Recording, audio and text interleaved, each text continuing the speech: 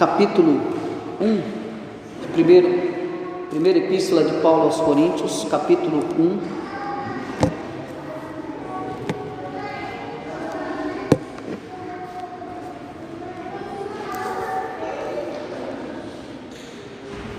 Nós iremos ler do versículo 1 até o versículo 9. Nós vamos hoje, depois de nós darmos a introdução, nós iremos então entrar de fato nessa carta. Nós iremos de fato entrar nessa carta. Semana retrasada nós falamos do grande desafio, que Paulo enfrentaria sobre a cidade de Corinto, que essa cidade, ela apresentava para Paulo um grande desafio, um desafio tremendo acerca do evangelho a ser pregado nessa cidade, e era um grande desafio para Paulo, por essa cidade ser um dos principais centros comerciais cosmopolitas do mundo antigo, também por ser um lugar famoso por sua devassidão e licenciosidade. Nós tratamos toda acerca dessa introdução desse livro, acerca desse grande desafio. Então Paulo, é isso que faz com que ele faça essa obra e enfrente esse grande desafio. Nós vamos ler do capítulo 1, do versículo 1 ao 9, e nós vamos ver aqui então alguns pontos fundamentais e como que Paulo ele vai falar acerca da igreja que ali está instalada. Eu vou ler, os irmãos acompanhem. Paulo, chamado pela vontade de Deus para ser apóstolo de Jesus Cristo, e o irmão Sóstenes, a igreja de Deus que está em Corinto, aos santificados em Cristo Jesus, chamados para ser santos, com todos os que em todo lugar invocam o nome de nosso Senhor Jesus Cristo, Senhor deles e nosso. Graça a vós outros e paz da parte de Deus nosso Pai e do nosso Senhor Jesus Cristo. Sempre dou graças a meu Deus a vosso respeito, sempre dou graça ao meu Deus a vosso respeito, a propósito da sua graça que vos foi dada em Cristo Jesus, porque em tudo fostes enriquecidos nele, em toda a palavra, em todo o conhecimento, assim como o testemunho de Cristo tem sido confirmado em vós, de maneira que não vos falte nenhum dom, aguardando vós a revelação de nosso Senhor Jesus Cristo, o qual também vos confirmará até o fim, para seres irrepreensíveis no dia de nosso Senhor Jesus Cristo. Fiel é Deus, pelo qual fostes chamados à comunhão de seu Filho Jesus Cristo, nosso Senhor. Então Paulo, ele vai iniciar essa carta, ele vai iniciar escrevendo essa carta.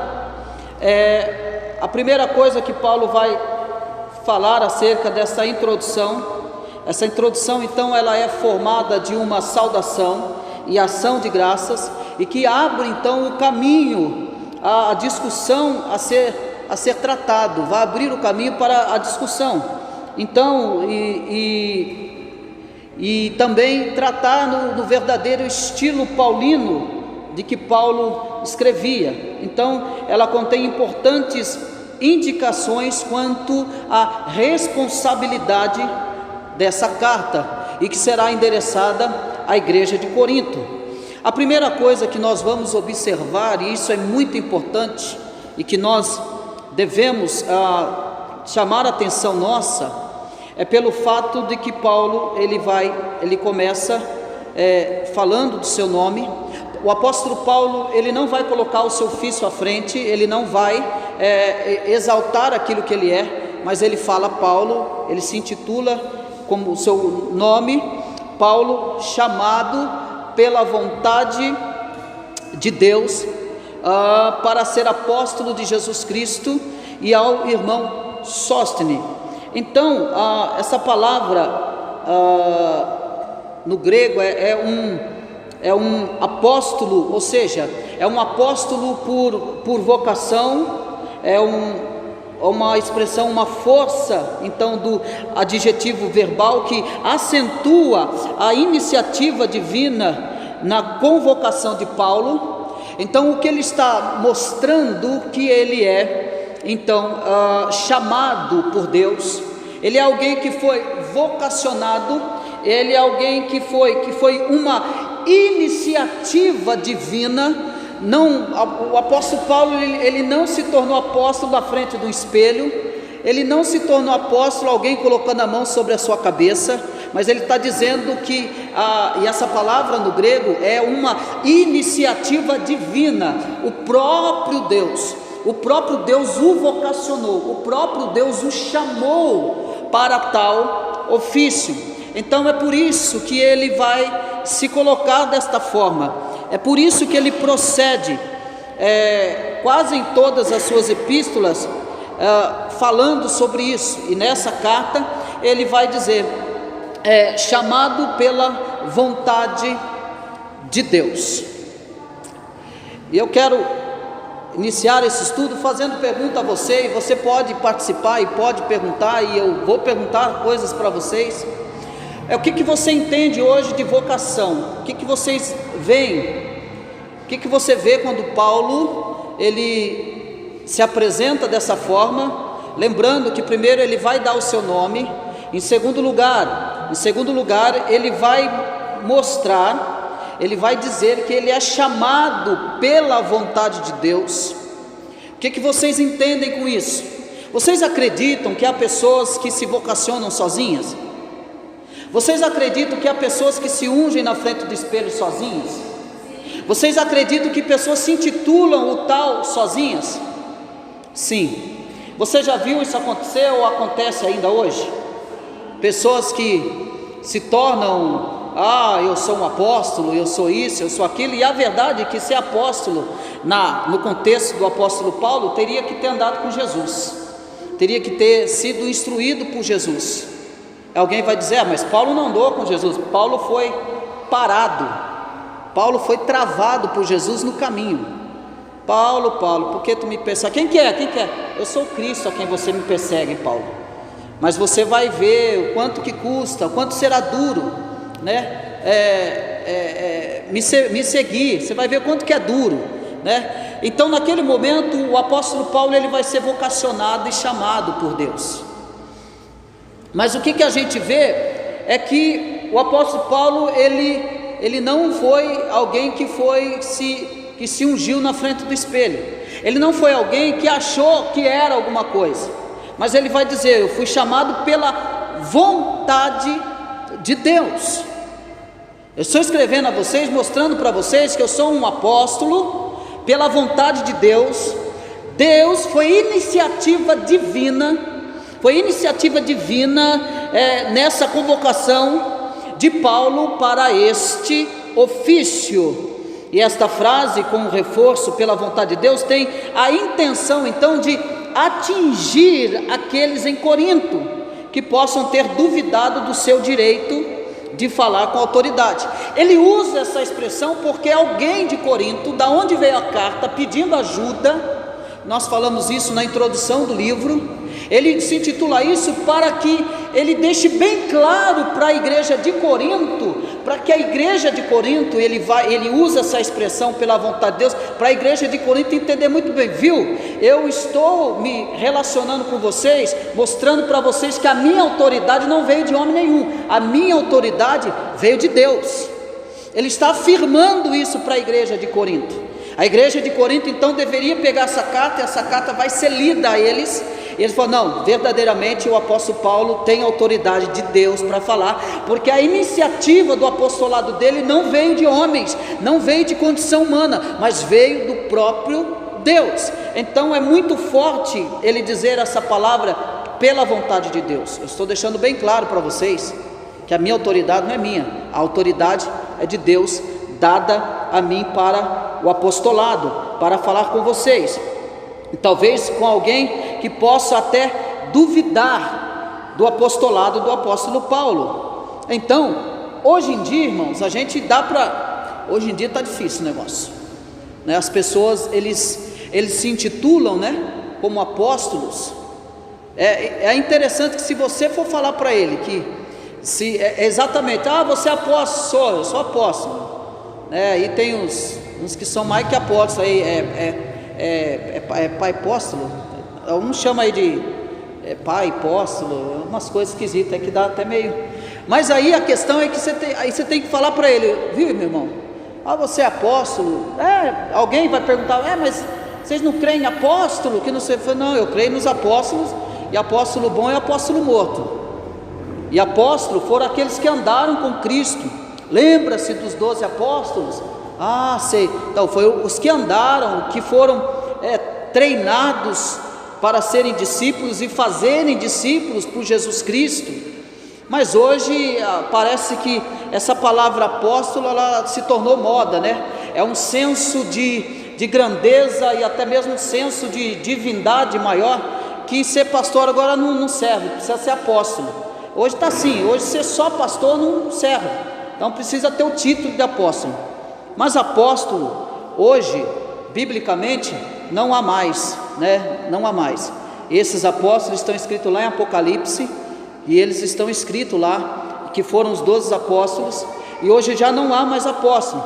Mas nesse contexto, Paulo, ele se coloca assim, para que a igreja, possa ser que alguém não queira aceitar o apostolado dele, pelo fato de como ele veio, de como que ele aconteceu no meio do cristianismo, até pelo fato do conhecimento que ele tinha antes de Cristo, de ser perseguidor de crentes, de ser perseguidor dos cristãos. A segunda coisa, a primeira coisa é que ele coloca o seu nome, a segunda é que ele mostra pela vontade de Deus. A terceira coisa, ele diz que pela vontade de Deus, para ser apóstolo de Jesus Cristo, e ao irmão Sóstenes, esse irmão, ou literalmente o irmão, pode indicar o chefe da sinagoga, que é mencionado lá em Atos capítulo 18, versículo 17, o apóstolo Paulo pode estar falando sobre ele. A segunda coisa que o apóstolo Paulo vai tratar, e que é de suma importância, depois dele se apresentar, depois dele apresentar a sua autoridade, depois dele falar que a autoridade que ele recebeu veio de Deus, e que essa chamada veio de Deus, é importante que nós entendamos, meus irmãos, que o Senhor chama, o Senhor continua chamando pessoas, o Senhor continua vocacionando pessoas, e essa vocação, ela deve ser iniciativa de Deus. O Senhor continua chamando pessoas para várias funções, é o Senhor que vocaciona. E agora nós vamos ver aqui no versículo 2, como é que o apóstolo Paulo vai mostrar à igreja, como é que o apóstolo Paulo vai falar da igreja. Ele vai dizer no versículo 2, olha aí comigo, a igreja de Deus que está em Corinto. Então a igreja, ele deixa bem claro que a igreja é de Deus, que a igreja ela não é nem de Cefas, que a igreja não é nem do Apolo, ou mesmo de Paulo. Então ele deixa bem claro que essa igreja, a igreja de Corinto, é a igreja de Deus, é a igreja que Deus vela, é a igreja que Deus buscará. E ele diz a igreja de Deus que está em Corinto, e aí ele vai classificar essa igreja, ele vai então classificar esta igreja que está em Corinto, e isso é importante nós vermos como que ele classifica essa igreja, como que nós somos considerados. Talvez pareça estranho Talvez pareça algo estranho dar Paulo aqui o título Igreja de Deus a esse grupo de pessoas que se achava infestado de tantas falhas, né? Essa igreja sobre a qual Satanás exercia uma influência muito poderosa. Certamente seu intuito não era então de bajular os crentes da igreja de Corinto. O intuito dele não era isso, apesar desta igreja estar passando por uma extrema dificuldade, uma extrema bagunça. Mas olha como que ele vai falar dessa igreja. Preste bem atenção nisso. Ele vai dizer, a primeira coisa que ele vai classificar, ele vai dizer aos santificados em Cristo Jesus. Santificado em Cristo Jesus. Então ele introduz uma importante doutrina, ainda que muito mal interpretada, e ele se refere à igreja aos santificados. O termo grego aqui é giazo, que significa santificar, ou seja, ela tem um sentido, no sentido de separar para posse e uso de Deus. É esse termo que ele usa no grego. Ele está dizendo santificado, ele está dizendo a igreja que é separada para o uso de Deus. A igreja que está em Corinto, santificado, separado para o uso exclusivo de Deus, ou a igreja que se tornou santa na questão de ser separado para o uso de Deus. Quero que você abra a Bíblia comigo no Evangelho de João, o capítulo 17, o versículo 9. Quem achar pode ler, por favor. João capítulo 17, versículo 19.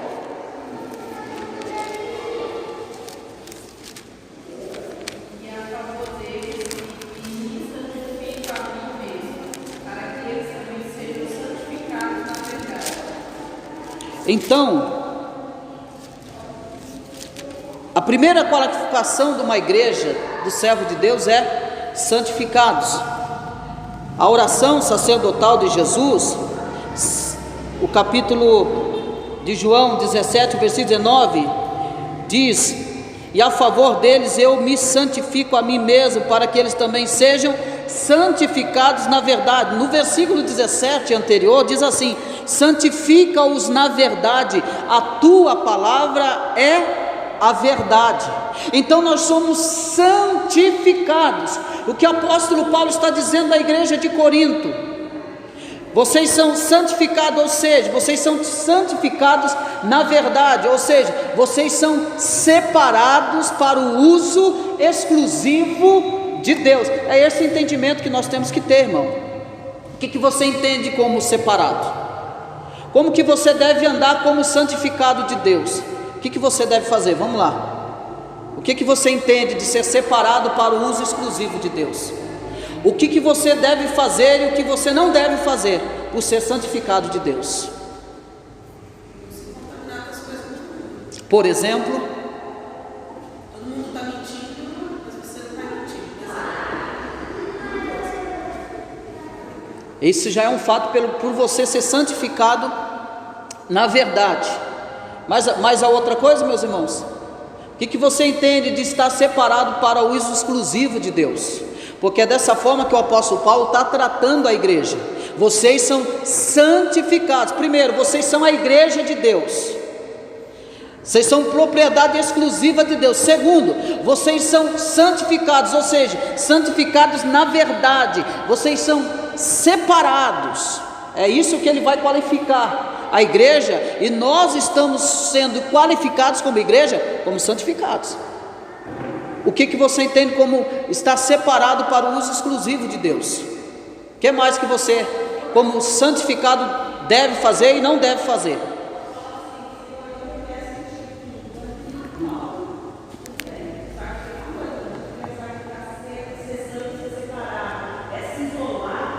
Exatamente.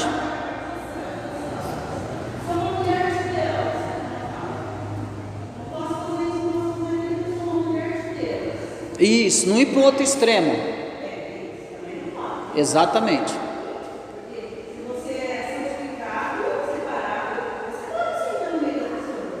Sem se contaminar. Exatamente.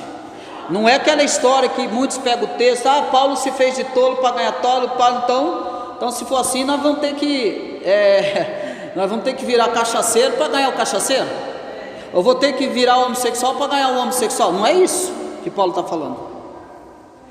O que Paulo está dizendo que se fez disso para ganhar, ele está falando que ele procurou conhecer o andamento de tais pessoas para que ele possa ganhar essas pessoas. É diferente.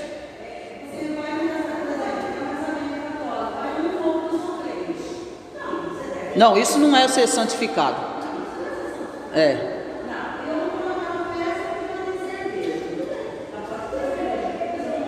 Um tanto que eu não faça.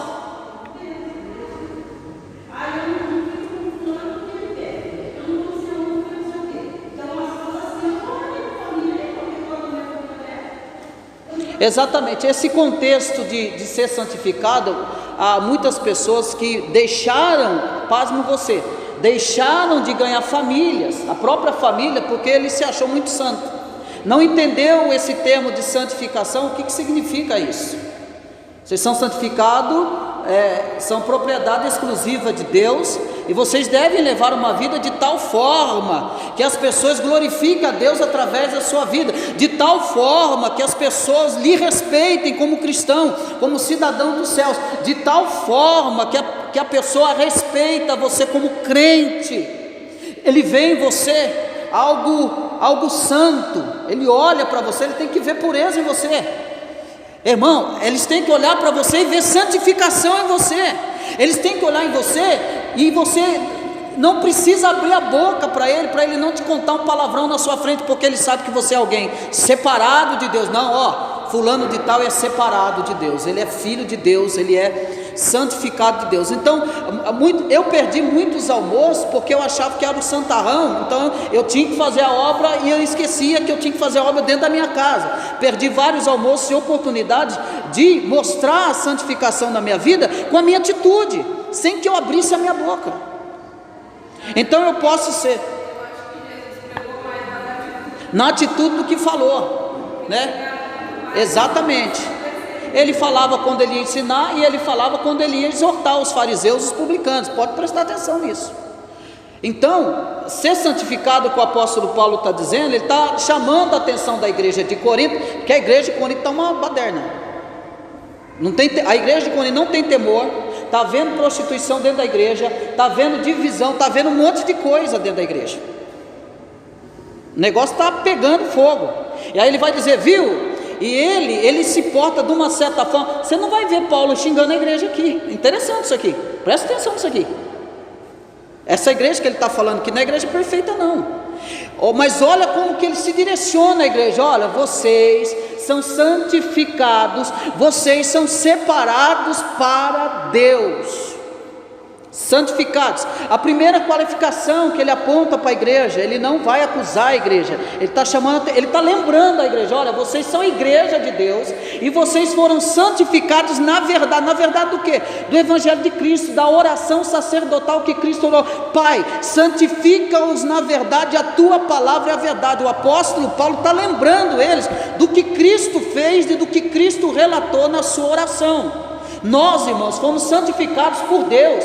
Eu e você fomos separados para Deus. A sua vida deve ser santa, tudo que você for fazer deve ser santo, toda a sua maneira de ser deve ser santa, o teu olhar deve ser santo, o teu pensamento deve ser santo, o teu andar, o teu caminhar, os teus relacionamentos devem ser santos. Santificação está relacionado com a verdade que é ensinada. É com a verdade. Olha, aquele que é santificado, ele vai contra a mentira, ele não vai mentir, porque isso vai contra a santificação de Deus na vida dessa tal pessoa que está santificada, e a santificação vem através da sua bendita palavra. Então saiba de uma coisa, a primeira coisa é que você então é separado para Deus. Somos separados. Paulo olha para a igreja e diz: vocês são separados. Segundo, o versículo 2: chamados para ser santos. Então ele usa o termo de santificados, que no grego é separados, e aí ele vai usar outra palavra, chamados para ser santos. Ele diz no seu texto: sede santo, porque no Antigo Testamento sede santo, porque eu sou santo. Ele diz à igreja de Corinto: vocês foram chamados para ser santos. Então os cristãos não são cristãos. A igreja que ele está falando não é uma igreja que não há pecado, não é uma igreja que é 100% correta. Ele está falando com uma igreja que tem os seus problemas, que tem as suas dificuldades e que é composta de pecadores. Quando ele está dizendo que fomos chamados para ser santo, ele não está dizendo que a igreja ali é 100% pura, mas ele convida para que a igreja seja santa, ainda que deveriam então pecar menos. Ele não está excluindo que o povo não seja um povo pecador, mas o que ele está querendo dizer com isso? Vocês foram chamados para ser santos, está dizendo: viu, peque menos. Presta atenção no que vocês estão fazendo, presta atenção no que vocês estão fazendo, olhe bem para o que vocês estão fazendo. Então nós veremos aqui que esta santificação, ela é uma santificação bíblica e é quádrupla no seu sentido e em seus termos. Então ele diz: vocês foram chamados então para ser santos. E como é que eu procuro viver essa vida santa? Existiu uma época que as pessoas diziam assim: irmão, você tem que ser espiritual. Irmão, você não é espiritual. Peraí, não, esse termo está errado. O homem deve ser espiritual, e tudo que o homem espiritual e tudo que o homem santo faz deve ser espiritual. O seu beber é espiritual, o seu vestir deve ser espiritual, o seu comer deve ser espiritual, o seu deitar e o seu levantar deve ser espiritual, os seus relacionamentos devem ser espiritual, porque nós fomos chamados para sermos santos.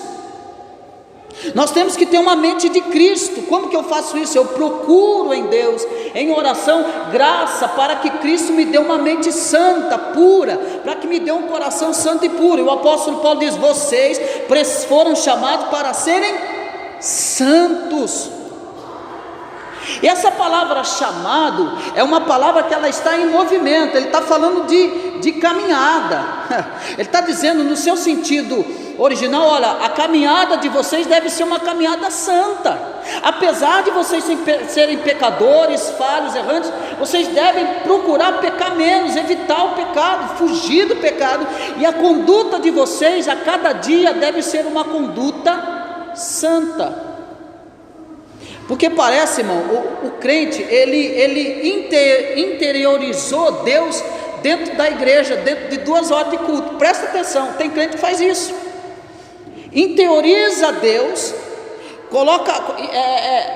ele fecha Deus nessas 2 horas. Agora eu sou santo, agora minha conduta aqui vai ser santa. Não é isso que o apóstolo Paulo está falando. Ele também não está negando que o povo é pecador, mas ele está dizendo: a vida de vocês deve ser uma conduta constante, sede firmes e constante. Ele vai dizer: sede firmes e constante na obra do Senhor, sede firmes e constante, porque vocês foram chamados para ser santo, andar em santidade, viver em santidade, olhar em santidade, pensar em santidade, se relacionar em santidade, buscar essa santidade em Deus. É possível? É possível. É possível. Como que eu faço isso? Tem que partir de mim. Eu preciso querer, eu preciso lutar. E quando Jesus diz que o reino é tomado à força, é exatamente isso. O reino é uma continuidade de vida, é uma vida em progresso, é uma vida em crescimento. A minha vida espiritual não pode ficar habitolada no leitinho materno, que o apóstolo Paulo vai dizer: viu, era para você estar comendo mocotó, vocês ainda estão no leitinho ainda. Não, a minha vida deve ser em constante crescimento, não só no entendimento, como na minha vida santa. na minha vida santa. A minha vida não pode ser uma regressão, a minha vida tem que ser um progresso, a minha vida tem que continuar. Então o apóstolo Paulo diz: viu, vocês estão regredindo por quê? Porque a igreja estava regredindo na sua conduta, na sua moral, na sua espiritualidade. Então ele vai dizer: vocês foram chamados para dar continuidade na santidade de vocês, porque vocês foram chamados para serem santos. Santos.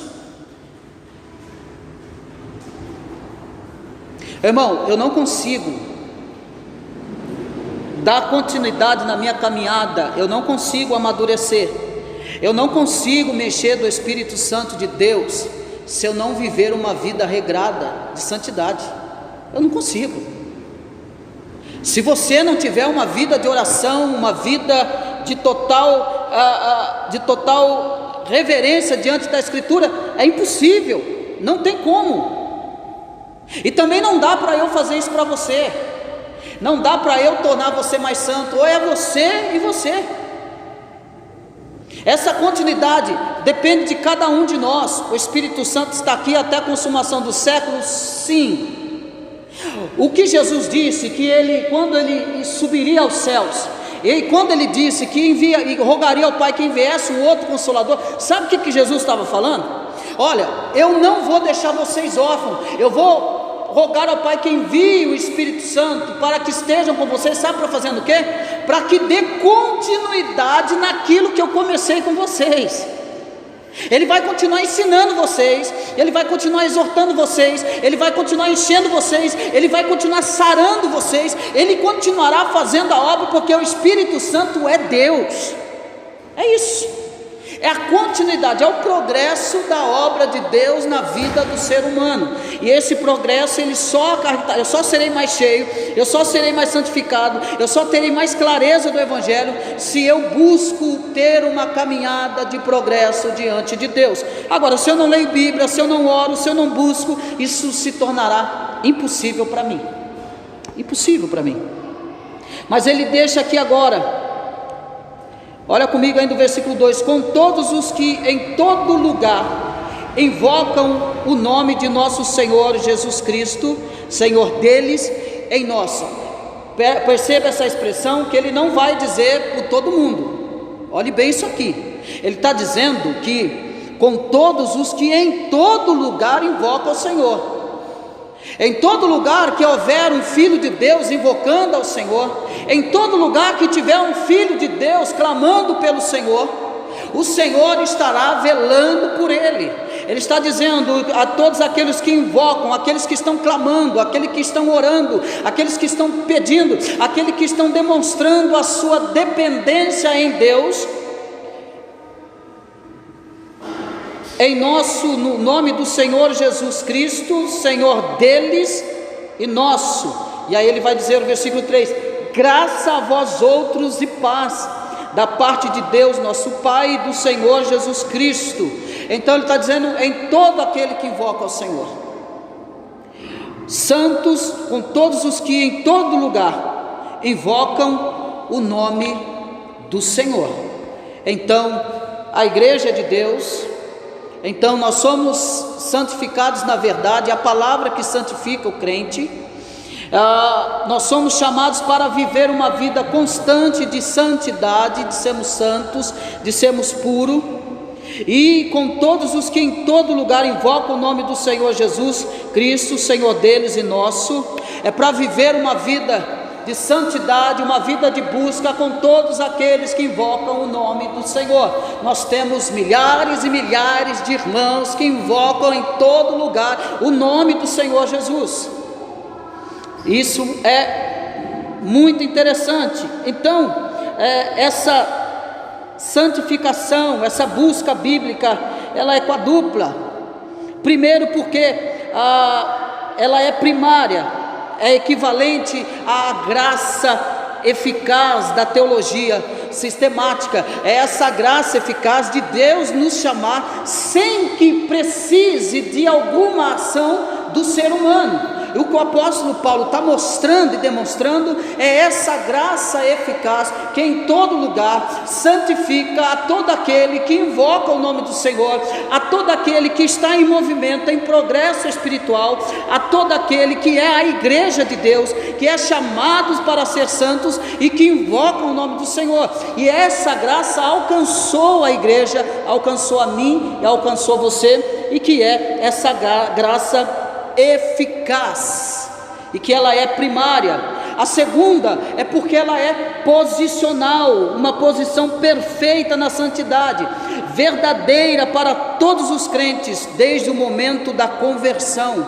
Essa graça, essa verdade, ela é então posicional, uma posição perfeita na santidade, que é verdadeira para todos os crentes, desde o momento da sua conversão. Então, desde o momento que essa graça eficaz nos atingiu, nós somos então forjados por essa verdade, forjados por essa palavra que é verdadeira. Terceira coisa, essa graça eficaz, ela é progressiva, equivalente ao crescimento diário na graça. Essa chamada é eficaz. Irmão, então o que eu quero dizer com isso para você entender? O que eu quero dizer para você com isso, que essa graça eficaz, ela tem uma continuidade, ela deve ter uma continuidade na nossa vida. O que eu quero dizer com você com isso, é que pela palavra de Deus, é obrigatório que nós cresçamos na graça e no conhecimento. É quase uma obrigação que cresçamos na graça e no conhecimento. Por quê? Porque a conversão da nossa vida é uma conversão eficaz, e ela deve ser progressiva. Progressiva. O que nós temos que fazer, irmão Cristian? Eu preciso fazer uma análise na minha vida espiritual e de conhecimento mesmo bíblico que eu tenho. Você já parou alguma vez e fez uma análise do conhecimento bíblico que você tem? A gente precisa fazer isso. Eu às vezes faço isso. Sabe que eu preciso crescer um pouco mais. Eu preciso melhorar um pouco mais. Por quê? Porque essa graça eficaz, ela me proporciona esse crescimento. Tem que haver crescimento, irmão. Você não pode ser menino a vida toda. Não pode ser criança tomando leitinho, né? A gente está falamos na terça-feira, aprendendo a orar com Ana, que Ana, ela esperou seu filho ter aproximadamente 6 anos para desmamar o menino, pelo fato de que o menino ia ficar para sempre no templo, e que geralmente a criança era desmamada aos 3 anos de idade. Porém, Ana, pelo fato de deixar o seu filho para sempre no templo lá em Siló, ela vai desmamar aproximadamente com 6 anos de idade, que ela vai desmamar esse menino. Pasme você. Os hebreus, na época, no livro de Macabeus, capítulo 2, versículo 17, da Bíblia Católica, vai mostrar que os hebreus, as mulheres hebreias costumavam desmamar os seus filhos aos 3 anos de idade. Mas no caso de Ana, ela desmama aos 6 anos de idade, pelo fato de ele ter que ficar, ela cumpriu o seu voto de deixar o seu filho lá. Agora você imagina uma criança com 10 anos, volta aí, mamando ainda no peito da mamãe. Ele cresceu? Ele cresceu de estatura, mas de mentalidade não. A pregação eficaz, o que Paulo está tratando a igreja de Corinto, viu? Primeira coisa, vocês regressaram, vocês estão regressando. Segundo, vocês precisam avançar. Esse evangelho que foi pregado para vocês precisam crescer. É progressivo, ele é eficaz. Então, irmão, nós como cristãos, nós não podemos jamais admitir a nossa vida cristã ser raquítica. Ela não pode ser, como é que eu falo, mirrada, atrofiada, porque nós somos chamados para sermos santos, santificados, para invocarmos ao Senhor, mas para crescermos na graça e no conhecimento, a ponto de alguém perguntar para você a razão da tua fé, e você está pronto para falar da razão da tua fé, está pronto para tratar de teologia, está pronto para falar com ele. Então essa graça eficaz, ela é primária, ela é posicional, porque ela é verdadeira para todos os crentes, ela é centrada em todos os crentes. Em terceiro, ela é progressiva, porque ela trata de crescimento diário na graça. Olha comigo, eu vou ler para você João 17 diz assim: santifica-os na verdade, porque a tua palavra é a verdade. Outro lê para mim Efésios capítulo 5, versículo 26, falando desse crescimento. 5, versículo 6, capítulo 26, isso, 26. Para que a santificasse, tendo purificado por meio da lavagem de água pela palavra. Então, para que a santificasse, tendo a purificação por meio da lavagem da água pela palavra.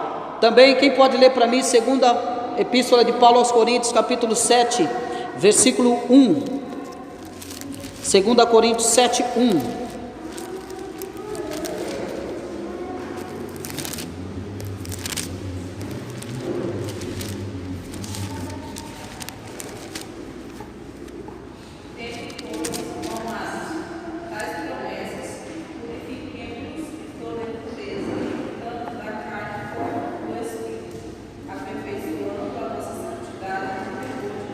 Então, aperfeiçoando, né? Tendo, pois, amados, tais promessas, purifiquemo-nos de toda a impureza. Por quê? Porque você é santo, porque você foi chamado para ser santo. Purifiquemos, e aí a palavra está em andamento, aperfeiçoando a nossa santidade no temor de Deus.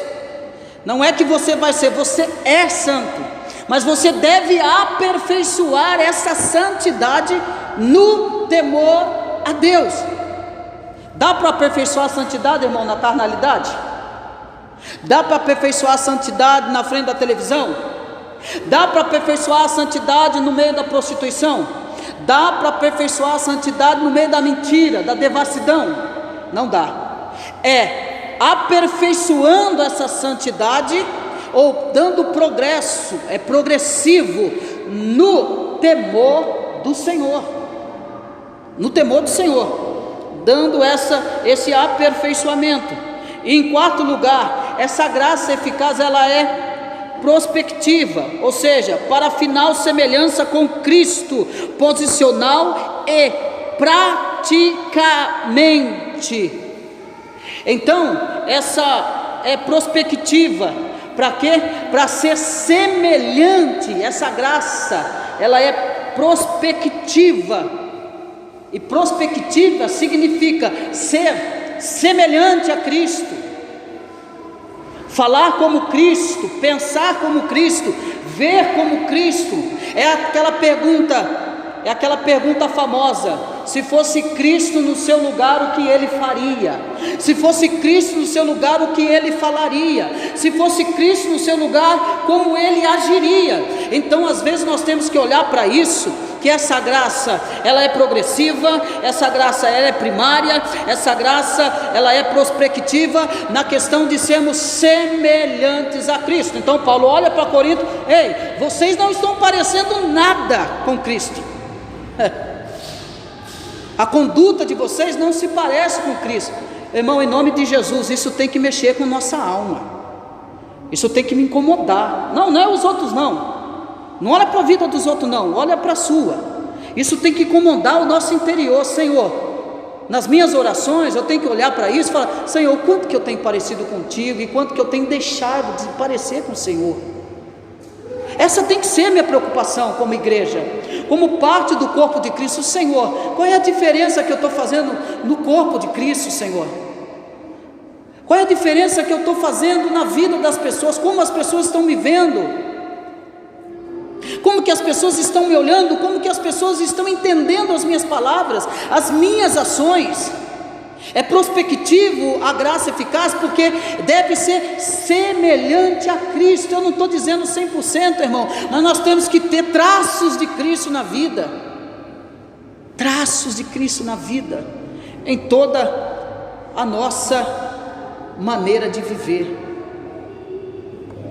A gente, e tendo esses traços na vida de Cristo, nós rejeitamos toda a impiedade, toda a injustiça, toda a impureza, rejeitarmos tudo isso.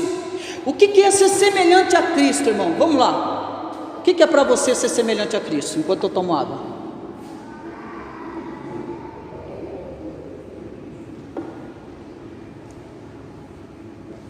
Você não respondeu, eu vou tomar mais um gole. O que você entende de ser semelhante a Cristo? O que você entende? Qual é a sua responsabilidade de ser semelhante a Cristo? Pensa na vida de Cristo e responda. Ou talvez qual área da nossa vida que eu preciso parecer mais com Cristo?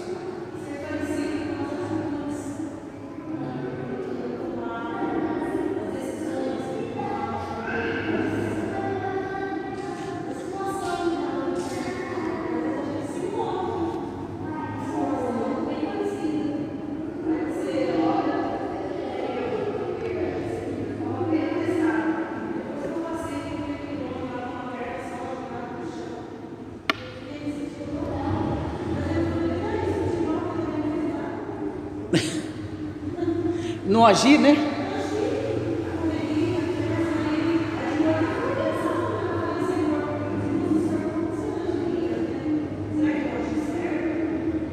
É a igreja de Cristo se parecendo com Cristo, irmão. Quando eu falo de igreja, somos todos nós.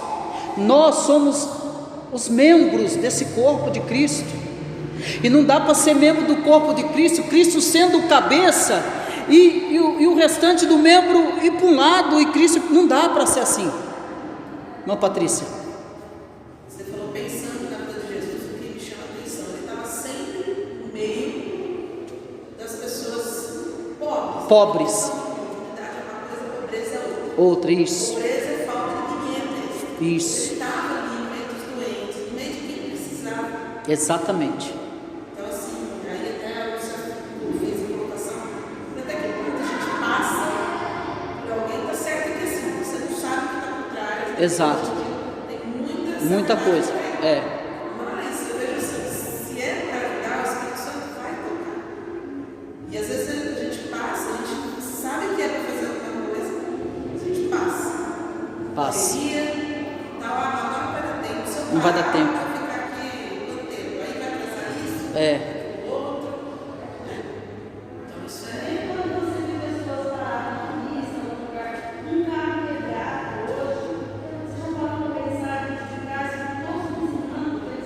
Para ele sair, mas ninguém desce para ajudar, empurrar. E às vezes é verdade.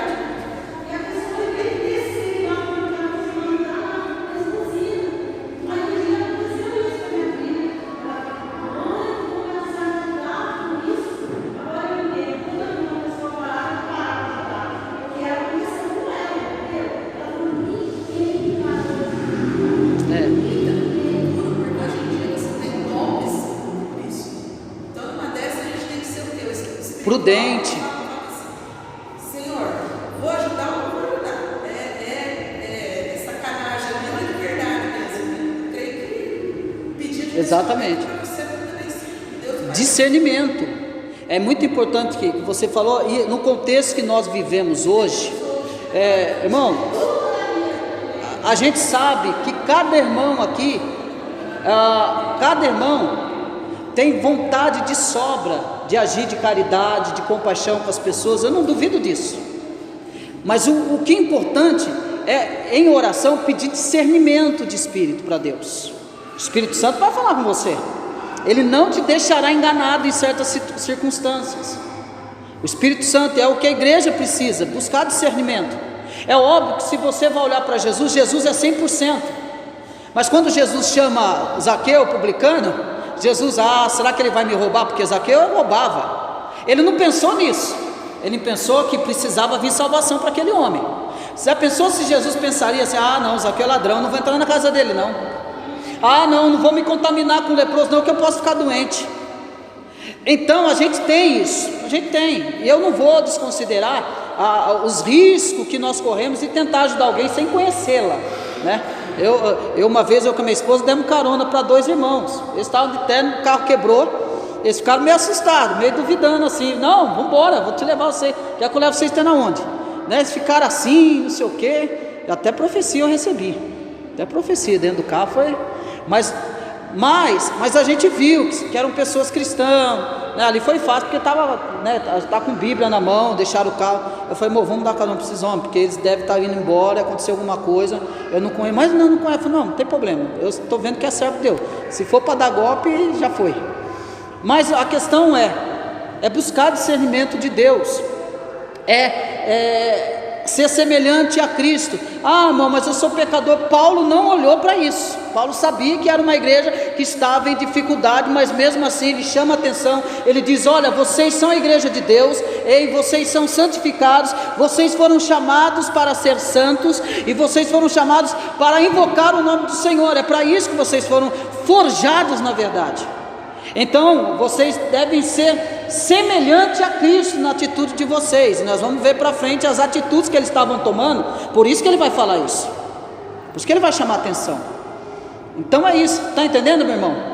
Então ser semelhante a Cristo é nas nossas atitudes, pedir graça a Deus, irmão, é perdoar, é ter compaixão, é amar, é estender a mão, é fazer por aquele que não tem condição de dar um palito de fósforo para você, é ouvi-lo, é chorar com ele, é se lamentar com ele, é estender a mão, é saber de alguém que está sofrendo, vizinho seu, família, casamento, que você tem conhecimento que está sendo destruído. É você entrar e apresentar Cristo, falar de Cristo, porque você é a igreja, você é santo, você é santificado, você foi chamado para isso. Saiba disso nessa noite. E ele vai dizer então que é ter esse particípio, se referindo como a igreja. Os crentes são santos, não por canonização, que são canonizados, não, eles não são santos por causa disso, ou por causa de uma canonização humana, que muitos, ainda isso acontece. Mas os crentes são santos pela operação divina. Você é santo pela operação divina. Você é santo porque Deus quis que você fosse santo, irmão. Isso é coisa maravilhosa o que Paulo está falando à igreja de Corinto. Deus escolheu você para ser santo. Deus escolheu você, minha irmã, meu irmão, para ser semelhante a Cristo. Eu não sei você, mas não tem coisa mais maravilhoso é quando alguém olha você está de chinelo, está de bermuda, ou está de boné. Você é crente, né? Você não está de terno, de gravata e nem com a Bíblia na mão, mas as pessoas olham para você, você é diferente, né? É se parecer com Cristo. Quando você não está com a farda de igreja, as pessoas olham para você, nossa, você é diferente. Quando você falou comigo, eu recebi vida. Você está falando de Cristo, porque você vive Cristo, irmão. Você viver Cristo, que Paulo está dizendo aqui, é você transmitir vida para as pessoas. As pessoas vão até você, ela não sai pior, ela sai melhor.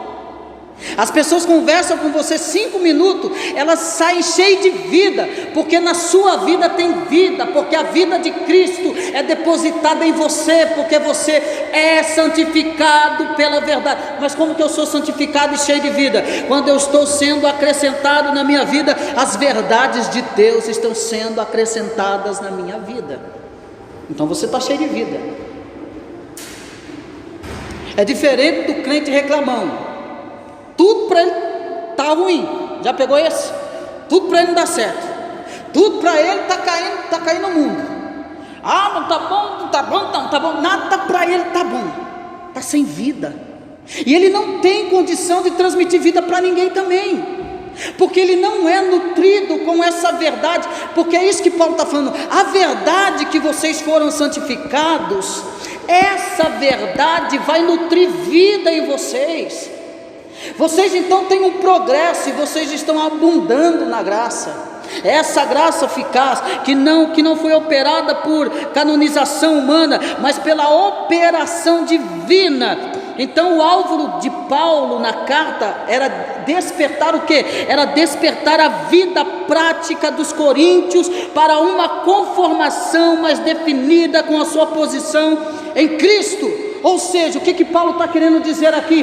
Vocês, eu estou chamando a atenção de vocês para que vocês vivam uma vida verdadeira e eficaz em Cristo, porque vocês perderam o foco. É isso, irmão, está entendendo? É você lutar dentro de você, irmão.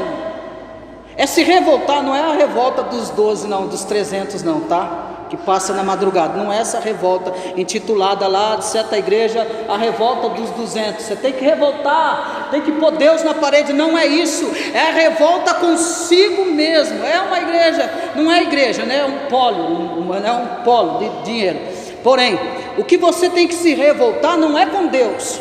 O que o apóstolo Paulo está chamando a atenção é que vocês devem se conformar a ter uma vida definida e ter uma posição em Cristo.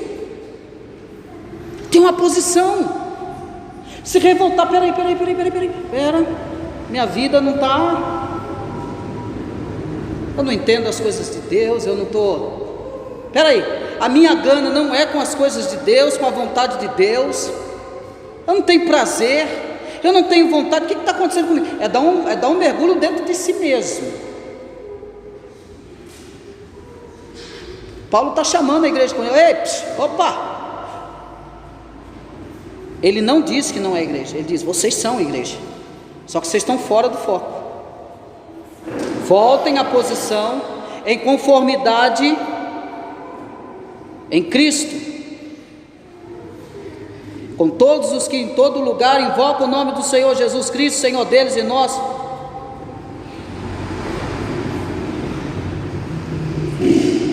Então ele fala ele confirma isso. Ele está fazendo isso, sabe para quê, irmão? Para a conformidade, para a unidade do corpo. A unidade do corpo. O que é ser igreja? Ser igreja é viver de conformidade posicional em Cristo. Em Cristo. Cristo cabeça e todo o corpo bem ajustado. Todo o corpo bem ajustado e que parecem mesmo que fazem parte da cabeça que é Cristo. É parecer. É viver de uma certa forma que o mundo olhe a nós. Ali está um povo diferente, ali está um povo que adora, ali está um povo que invoca o nome do Senhor. Quais são, irmãos? Quais são as nossas dificuldades? E quais são as razões das nossas dificuldades de se parecer mais com Cristo? Vamos lá. Quais são as nossas dificuldades de sermos mais parecidos com Cristo, e quais são as razões de nós não parecermos mais com Cristo? Alguém pode dizer? Se olhar para o lado da carne, nós estamos enrolados. É ela que vai fazer toda a bagunça. Vai, Patrícia, solta. É que assim, a palavra que me veio à mente talvez pese um pouco para nós, mas não sei se seria essa mesma palavra correta. Muitas vezes vergonha, né? Se eu falar alguma coisa, vai todo mundo olhar torto para mim. Porque quando a gente está em Cristo, a gente nada contra a maré. Nada contra a maré, porque todo mundo de um jeito que você vai do outro. Né? Nem eu cresci ouvindo assim, não se intromete na vida do outro. Lá, lógico que a gente tem um limite, né? Que a gente pode chegar, mas assim, de repente Deus quer que você vá lá e faça algo para aquela pessoa. Pensando assim. Às vezes a gente tem vergonha mesmo de se expor, de se mostrar por medo, sei lá. Os dias hoje são bem diferentes, eu acho. podemos dizer, essa falta de intimidade, né? Ou pelo fato de muitos acontecimentos. Então, irmão, a igreja, ela vive numa fase, preste bem atenção no que eu vou dizer aqui, está sendo gravado isso aqui que eu vou falar. A igreja vive numa fase que hoje, se ela caminhasse de forma como ela tem que caminhar, nós não estaríamos ouvindo o que você está falando, que é difícil, a gente tem medo, a gente fica com vergonha. A igreja de Cristo, ela tem que chegar num ponto que eu preciso confiar. O cabeça é Cristo, cada um de vocês fazem parte da cabeça que é Cristo. Se há uma verdade central, é Cristo. A igreja precisa buscar uma certa intimidade entre si, de unidade, de chegar ao ponto de eu poder me debruçar nos ombros do Noé e poder chorar com ele, chorar por mim e me ajudar em oração, até mesmo confessar alguma coisa para ele. A igreja precisa chegar nesse ponto. O problema é que, por causa de muitas dificuldades que a igreja encontra, muitos membros não conseguem ter essa liberdade entre irmãos, fica na unidade só de palavra.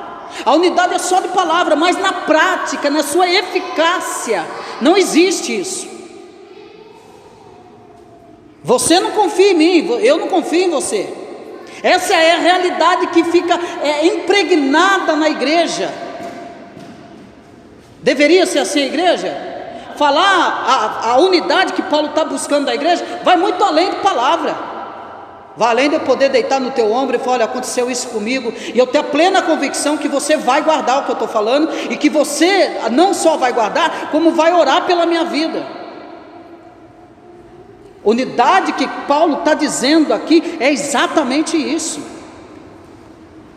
Porque a igreja de Corinto estava se pegando, irmão. O negócio estava feio, arrebentando tudo. A unidade é isso aqui. Ou você acha que não tem vários crentes que estão sofrendo calado aí, que fica por baixo do pano, não fala nada para ninguém, porque não confia em ninguém? Ter uma posição de semelhança com Cristo é você ter a plena convicção de que o meu irmão que está do meu lado, ele é um santo de Deus. É você acreditar que ele vai orar com você, vai interceder por você, e que ele está com você, venha o que vier. Isso é a unidade que o apóstolo Paulo está buscando. E ele vai dizer no versículo 4, olha comigo: sempre dou graças, não é toda vez não, sempre dou graças ao meu Deus a vosso respeito, a propósito da sua graça que vos foi dada em Cristo Jesus. Ele reconhecendo da graça que Cristo Jesus deu a eles. Versículo 5, porque em tudo fostes enriquecidos nele, em toda a palavra, em todo o conhecimento, assim como o testemunho de Cristo tem sido confirmado em vós, de maneira que não vos falte nenhum dom, aguardando vós a revelação de nosso Senhor Jesus Cristo. Versículo 8, o qual também vos confirmará até o fim, para serdes irrepreensíveis no dia de nosso Senhor Jesus Cristo. Fiel é Deus, pelo qual fosse chamado ó o que ele vai falar, a comunhão do seu Filho Jesus Cristo, nosso Senhor. Então não dá para ter comunhão com Cristo se eu não tenho comunhão com o meu irmão. Ele está falando da graça que a igreja de Corinto já recebeu. Ele está falando do ensinamento que a igreja de Corinto já recebeu. Ele está testemunhando do conhecimento que a igreja tinha, assim como o testemunho de Cristo tem sido confirmado em vós. Ele está falando, viu, você já conhece. Ele está falando, eu estou testemunhando daquilo que vocês já sabem. Irmão, e por que nós não praticamos, se a gente já sabe? Dona Lúcia, eu sei que aquele pessoa está sofrendo tal, ela mesmo disse, mas eu não fiz nada. Eu senti pesar, mas eu não agi. Eu tive conhecimento, mas não fiz. Isso invalida quando esse texto não salta para a nossa vida, quando ele não salta para a nossa vida. Então nós temos que ficar indignados conosco mesmo. Poxa, eu não estou crescendo, não tenho vontade, eu não tenho vigor nenhum, eu não quero isso, eu não quero aquilo. Mas espera aí, o apóstolo Paulo está dizendo, está nos convocando para ter uma posição, para nos posicionarmos acerca daquilo que nós já sabemos, para tomarmos uma atitude daquilo que nós já conhecemos, é tomar essas posições, e ter a unidade da igreja no seu termo espiritual, no seu termo. Eu quero acreditar que vocês leram aquilo que eu escrevi e mandei para o grupo. Eu quero acreditar que vocês leram aquilo lá que eu mandei no grupo. O povo peca por falta de conhecimento, o povo peca porque não lê. Compra um aparelho, se você não for pegar o manual dele, você não vai saber mexer no aparelho, é só lendo o manual. E aquilo é um manual para a minha vida, para a sua vida. Então, ele diz que de maneira que não vos falte nenhum dom, aguardando vós a revelação de nosso Senhor Jesus Cristo, o qual também confirmará até o fim, para seres irrepreensíveis. Irrepreensíveis no que ele está falando aqui? No mundo? Não, irrepreensíveis na vossa unidade. Que vocês estejam juntos na vossa unidade, firmes na vossa unidade. Por quê? Lembrando porque vocês são santos, lembrando porque vocês foram chamados para serem santos, e todos aqueles em todo o mundo que foram chamados, aqueles que invocam o Senhor. Quem é você? Santo. Para quê? Por que você foi santo? Você foi chamado santo você foi chamado para ser santo. Você é quem? Igreja de Deus. Você vai sair daqui hoje como uma igreja ambulante, e que deve representar essa igreja, a igreja de Cristo Jesus. Sabendo disso, irmão, fuja da aparência do mal, fuja de tudo aquilo que te afasta de Deus, e absolva tudo aquilo que edifica você. A sua carne vai sempre lutar contra você, para você deixar de ser santo. Então você é a igreja de Deus, você é santo, você foi chamado para andar em santidade, em movimento. Você foi chamado para invocar ao Senhor. Você foi chamado para andar em unidade, em conformidade com a graça eficaz do Evangelho. Então você foi chamado para quê? Para crescer espiritualmente, para sair do leitinho e começar a comer mocotó, feijoada. É para isso que você foi chamado, para viver essa eficácia na vida, não só da igreja local, como no mundo aí fora. Convido vocês, vamos colocar de pé. Próxima quinta, o apóstolo Paulo, ele vai falar acerca da exortação da unidade. Ele vai falar dessa unidade, ele vai exortar. Vamos orar a Deus.